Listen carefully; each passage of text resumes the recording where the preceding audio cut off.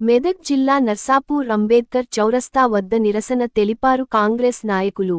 Congress party కార్యాలయం నుండి ర్యాలీగా వచ్చిన నాయకులు అంబేద్కర్ చౌరస్తా వద్ద మానవహారం నిర్వహించి ప్రధాని నరేంద్ర మోడీ దిష్టిబొమ్మ దగ్ధం చేశారు. మతం పేరుతో, ఉద్యమం పేరుతో బీజేపీ, బీఆర్ఎస్ పార్టీలు రాజకీయం చేస్తున్నాయని, కేంద్రం ప్రవేశపెట్టిన బడ్జెట్లో రాష్ట్రానికి మొండి చెయ్యి చూపారని, కాంగ్రెస్ సంక్షేమాలను ప్రవేశపెట్టిన నిధులను ఇంటింటికి తిరిగి తెలియజేసుకుందాం అన్నారు. జిల్లా అధ్యక్షులు ఆంజనేయులు గౌడ్. దేశ వృద్ధిరేటులో తెలంగాణకు 5.1% వాటాగా ఉంటే కనీసం 2.1% ఇవ్వకపోవడం సరికాదని బీజేపీ తెలంగాణపై సవతి తల్లి ప్రేమ చూపిస్తుందంటూ మండిపడ్డారు. జిల్లా గ్రంథాలయ సంస్థ చైర్మన్ సుహాసిని రెడ్డి.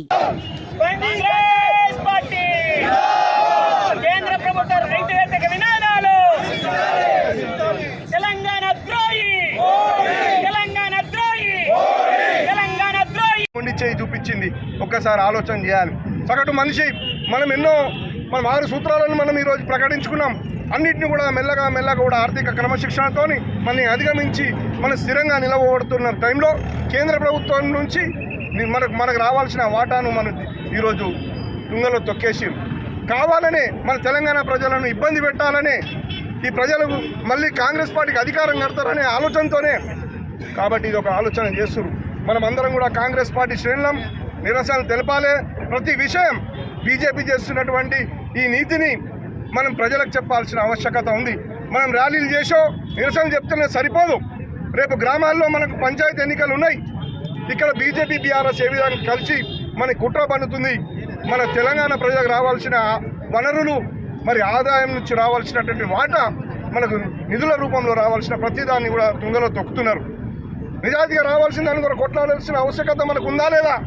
ఖచ్చితంగా మనం ప్రజల్ని నిలదీయాల్సిన అవసరం. నిరసనలో భాగంగా అంబేద్కర్కు దండ వేసి రాజ్యాంగ సృష్టికర్త ఈరోజు మనమందరం ఇట్లా ఉన్నామంటే ఆ మాత్ముడే కారణం దానికి. అందుకోసానికే వారికి నివాళులర్పించి దండేసి మొక్కుకొని వచ్చినాం. ఎందుకంటే ఈ బీజేపీకి బుద్ధి కలగాల, ప్రజాస్వామ్యాన్ని రాజ్యాంగాన్ని కాపాడాలని చెప్పేసి మేధావులను, పత్రికా విలేకరులను, ఈ దేశంలో అందరినీ వేడుకుంటున్నాం.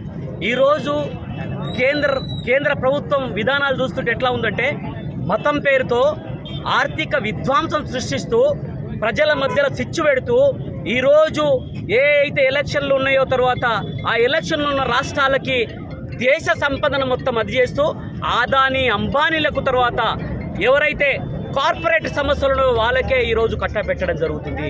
అందుకోసానికి నేను ఒకటే విజ్ఞప్తి చేయదలుచుకున్నా, మేధావులారా మేల్కొనండి, మేధావులారా మీకు దండం పెడతాం.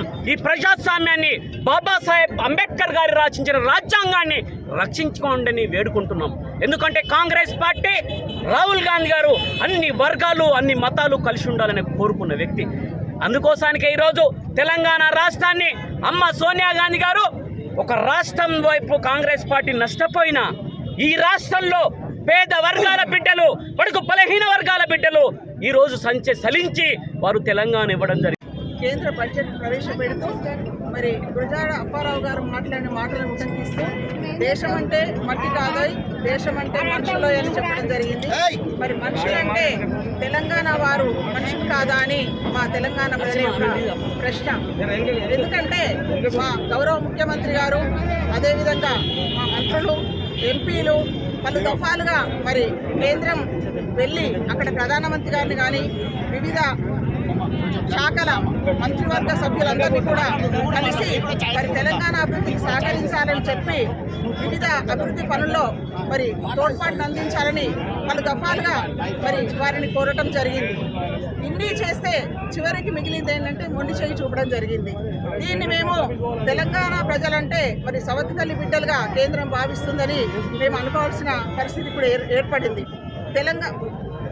దేశ వృద్ధి రేటులో మరి తెలంగాణది 5.1% మా వాటాగా మరి నిధులు జమ చేస్తున్నప్పుడు కనీసం 2.1% అయినా మరి తెలంగాణకు మా వంతుగా మాకు రావాల్సిన వాటాను కూడా మాకు ఇవ్వటము చాలా శోచనీయం. దీనికి మేము నిరసన తెలియజేస్తున్నాం. అదేవిధంగా మరి తెలంగాణ